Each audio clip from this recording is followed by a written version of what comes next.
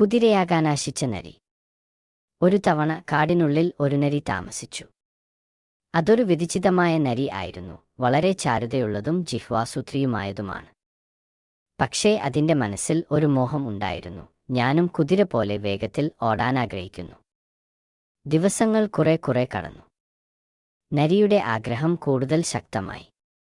അതു കണ്ട മറ്റു നരികൾ പറഞ്ഞു, നിനക്ക് നിന്റെ ചതിയും ബുദ്ധിയും ദൈവം നൽകിയിട്ടുണ്ട്. അതുകൊണ്ട് സന്തോഷിക്കണം. പക്ഷേ നരി കേൾക്കാതെ ഒരു കുതിരയെ പിടിച്ചു പഠിക്കാൻ തുടങ്ങി, അതിന്റെ കാലടി, ഓട്ടശൈലി വരെ.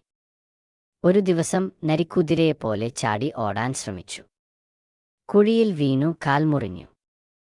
മറ്റു നരികൾ ഓടിയെത്തി അത് രക്ഷപ്പെടുത്തി. അപ്പോൾ മുതിർന്നൊരു നരി ചിരിച്ചുകൊണ്ട് പറഞ്ഞു, നമുക്ക് കുതിരയാകേണ്ടതില്ല, നരിയായിരിക്കുക തന്നെ മതിയാകൂ. നിനക്ക് എങ്കിൽ കുതിരയ്ക്ക് ചെയ്യാനാകാത്ത പല കാര്യങ്ങളും ചെയ്യാൻ കഴിയില്ലേ? നരിക്ക് അത്ഭുതം തോന്നി. അവൾ മനസ്സിലാക്കി, ഓരോ ജീവിയും വേറെയും അതിനുതകുന്ന കഴിവുകളോടെയും ആണ്. അന്നുമുതൽ നരി തന്റെ ബുദ്ധിയും വൈചിത്ര്യവും കൊണ്ട് അഭിമാനിച്ചു ജീവിച്ചു. നമുക്ക് സ്വന്തമായ കഴിവുകളുണ്ട്. മറ്റുള്ളവരെ ഉപമിച്ച് ഞങ്ങളാകാൻ നോക്കാതെ നമ്മളെപ്പറ്റി മനസ്സിലാക്കി അതിൽ അഭിമാനിച്ച് ജീവിക്കണം.